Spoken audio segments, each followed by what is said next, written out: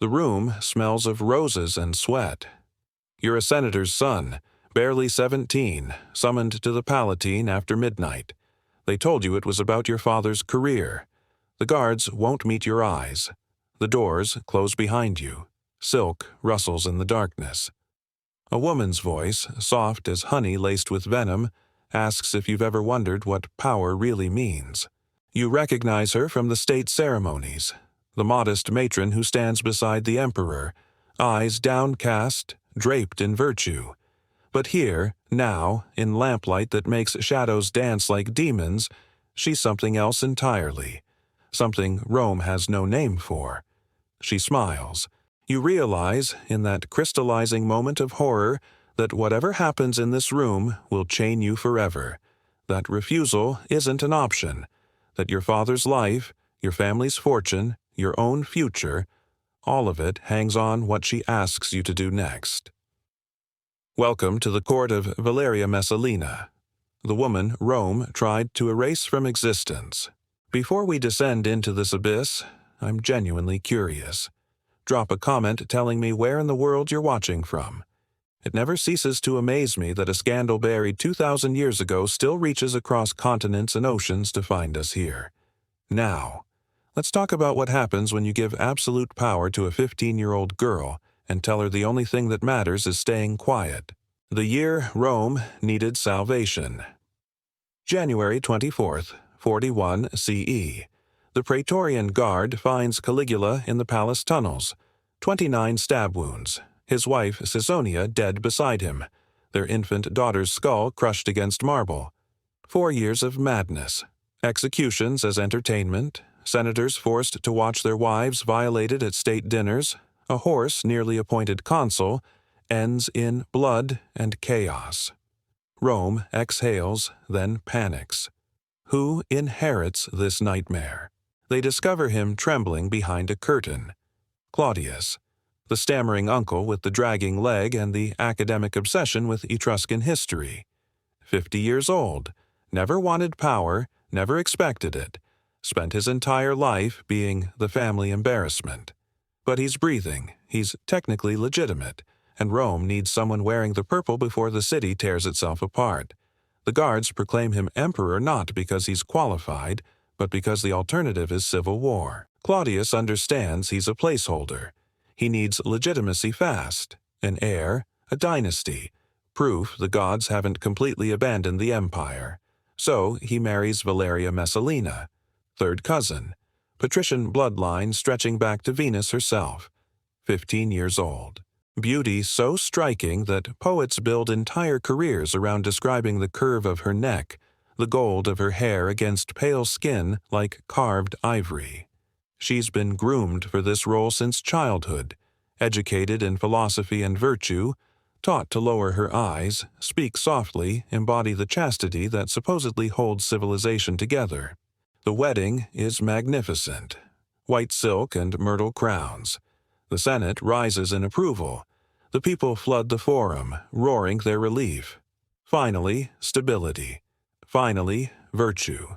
Finally, an empress who looks like she stepped from a moral allegory about proper womanhood.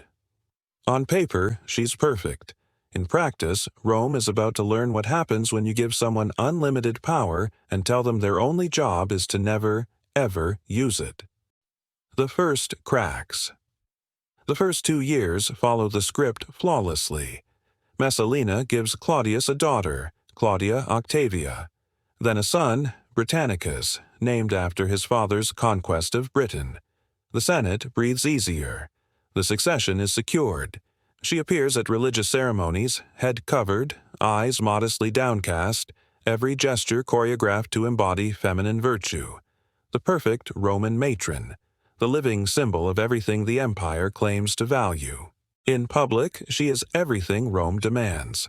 In private, she's conducting an experiment in how far transgression can stretch before it snaps. Rome has always divided its women into rigid categories: the matrona and the meretrix, the wife and the courtesan, the sacred and the profane. One lives in the atrium raising children, guarding family honor, representing virtue itself. The other lives in the lupanaria, The brothels clustered in narrow streets where men shed civilization like a cloak. The system works because these categories never, ever touch. They exist in separate worlds, separate moral universes. Messalina looks at this division and decides to destroy it. The woman in the wig. Picture this, a senator returning late from Ostia. Business ran long at the port. He's in Rome for the night. On impulse, or perhaps that particular hunger that makes men stupid, he visits the Subura, Rome's red light district. Cramped insulae where oil lamps burn low and you can disappear into the kind of darkness that money buys. He chooses a room, pays his coins. The woman enters wearing a dark wig, heavy kohl smudged around her eyes, perfume trying too hard to cover something that smells expensive underneath, myrrh and roses masking patrician soap. She turns toward him. Their eyes meet. He recognizes the Empress of Rome, not a look-alike, not a rumor, her. According to Tacitus, yes, writing decades later with his own political agenda, but with access to palace insiders and court gossip, this wasn't a one-time scandal. Messalina allegedly adopted the working name Lasiska and became a regular at a brothel run by a woman named Scylla. Not for money, not from desperation, for the raw, electric thrill of it. Think about the psychology here. Every client who didn't recognize her became an unwitting accomplice in humiliating the empire itself. Every man who did recognize her became someone she owned. Because what's he going to do? Report the Empress? To whom? Her husband, the Emperor? The Praetorian Guard who answer to him but fear her? She's not just breaking rules. She's weaponizing the hypocrisy that created them. Because Roman morality was always performance. Senators kept mistresses, generals visited brothels between campaigns, married men slept with enslaved people and nobody blinked. But women, especially aristocratic women, especially the Empress, were supposed to exist above desire. Marble statues, breeding vessels, symbols of virtue that men could point to while indulging every appetite themselves. Messalina looked at that cage and walked straight through the bars. She would return before dawn, remove the wig, wash away the cheap perfume, dress in imperial silk, and attend the morning sacrifice to Vesta, goddess of chastity, with the same serene expression she wore the night before, as if nothing happened, as if the gap between who she was required to be and who she actually was hadn't just widened into an abyss. But the brothel was just the laboratory. The real operation happened inside the palace itself. The banquets. Imagine the scene. Rome's elite sprawled on silk couches around low tables. Golden platters heaped with dormice brushed in honey. Peacock tongues. Wine flowing from jeweled cups. Senators making small talk about grain policy. Generals discussing the campaigns in Britain. Wives murmuring about temple dedications. Very Roman, very civilized. The kind of dinner party that empire is built on. Until Messalina gives a signal. The servants leave, the doors close. New guests arrive, gladiators still smelling of the arena, sand and blood and sweat. Actors from the theater, considered barely better than prostitutes in Roman social hierarchy. Foreign captives. Sometimes the teenage sons of patrician families, summoned under the pretense of discussing their fathers' political careers. What happens next? The sources describe with a mixture of horror and fascination that betrays their own sick curiosity. Forced performances. Humiliating contests. Senators paired with their political enemies and told to entertain the Empress. Aristocratic women, married, respectable, terrified, coerced into playing the prostitute while their husbands watch frozen from across the room. Gladiators and senators' wives, masters and slaves. Every social boundary Rome spent centuries constructing, demolished in a single evening. Refusal isn't an option. A tribune declines her invitation. 3 days later, he's found floating in the Tiber. A nobleman tries to leave early. His family loses their estate by week's end. Some obscure legal technicality suddenly enforced. The message spreads through Rome's elite like plague. The Empress does not accept no. Then comes the story that breaks belief. A competition between Messalina and Sylla, a famous prostitute, not for money, but for pride. Who could outlast more partners in a single night? 25 for Sylla, the Empress. According to Pliny the Elder, writing with the clinical precision of a man documenting a natural phenomenon, she reached 25 and continued. True?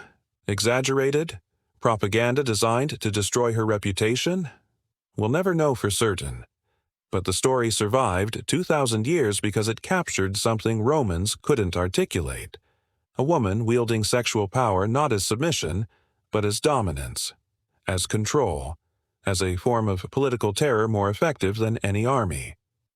Rome didn't have language for that, so they turned it into myth. But myths don't emerge from nothing. They reflect something witnessed, something that happened, something people saw and couldn't forget even when they desperately tried. The system of shame.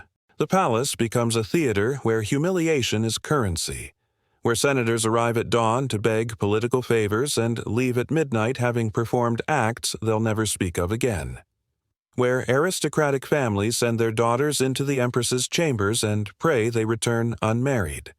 Most do. Some don't. Nobody asks questions because by now everyone understands the system Messalina has constructed. She doesn't just wield power, she collects it, person by person, secret by secret, building a network of complicity so vast that nobody can move against her without destroying themselves.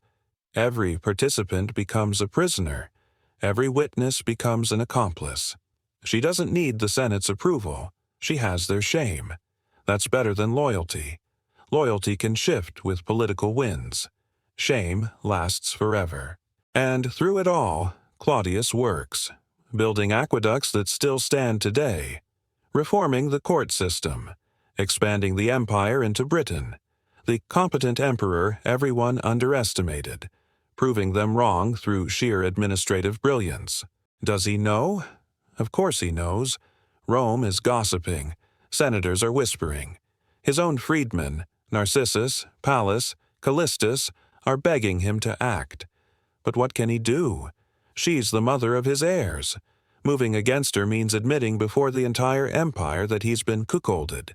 It means potential civil war. It means proving every critic right, that he was always too weak to control his own household. So he does what powerful men have done throughout history when faced with unbearable truth. He looks away, works harder, pretends the rot isn't spreading, until the moment pretending becomes impossible. The wedding autumn, 48 CE, 10 years after their marriage. Claudius is in Ostia, overseeing Rome's grain supply, critical work, the kind that prevents riots and starvation. He's being the competent administrator the empire needs. Meanwhile, in Rome, Messalina is getting married to Gaius Silius, consul designate, one of the most powerful senators in the empire. Young, handsome, ambitious, everything Claudius isn't. Here's the detail that shatters comprehension. She doesn't hide it. This isn't an affair conducted in shadows. This is a public wedding ceremony, with witnesses, with contracts, with formal vows exchanged in daylight, while still married to the emperor, while her husband is literally working to keep Rome fed. The ancient sources describe it with stunned precision. Tacitus writes about the frozen disbelief. Rome's elite watching the empress take another husband in broad daylight, as if the fundamental laws of reality simply didn't apply to her anymore. Was it a coup attempt? Did Silius think he could replace Claudius through marriage? Did Messalina believe her husband was too weak to respond? Or had she reached that terminal point where transgression itself became the goal, where the thrill came not from secrecy but from daring Rome to stop her? We don't know her thoughts, we only know her actions. And Rome, corrupt, compromised, exhausted Rome, finally found its limit. The end comes swift. Narcissus hears the news first. He rushes to Ostia, finds Claudius reviewing grain ledgers. Imagine that conversation. How do you tell an emperor his wife just married someone else? How do you make him believe something that sounds impossible? But the reports keep coming. Senators confirming it. Witnesses stepping forward now that someone's finally asking questions. The marriage contract was signed. Legal. Witnessed. Undeniable. The rage that comes isn't hot. It's cold. Final. Claudius returns to Rome with the Praetorian Guard. They find her in the gardens of Lucullus, sprawling estate on the city's edge where she'd hosted so many of her revels. She's with her mother Lepida, who's begging her daughter to act, to run, to do something. But Messalina seems frozen, unable to believe that after 10 years of bending Rome to her will, Rome has finally bent back. The soldiers arrive. She recognizes them. She's probably summoned some of them to the palace. Now they're here for her. She drops to her knees, begs, pleads, offers her children, Octavia and Britannicus, 9 and 7 years old, as hostages. Anything. Everything. The soldiers don't respond. Orders are orders. She reaches for a dagger. Someone's, maybe her mother's, maybe a guard's. Her hand shakes. She presses the blade to her throat. Can't do it. A tribune steps forward. His name was never recorded. His action was. He drives the blade home. Valeria Messalina Augusta, Empress of Rome, dies at 25 years old in a pool of blood on the grass where she once held absolute power over senators. Erasure. Claudius orders damnatio memoriae, damnation of memory. Her statues are dragged through streets and shattered. Her name is chiseled from every inscription, every monument, every public building. Official records are rewritten as if she never existed. The message, she never happened. But 2,000 years later, we're still talking about her. You just spent 20 minutes learning her name, watching her story unfold, trying to understand what she was, monster, victim, revolutionary, or some combination Rome had no framework to comprehend. The Palatine Hill still stands. Tourists walk past broken columns, snapping photos, reading plaques about Augustus and Nero.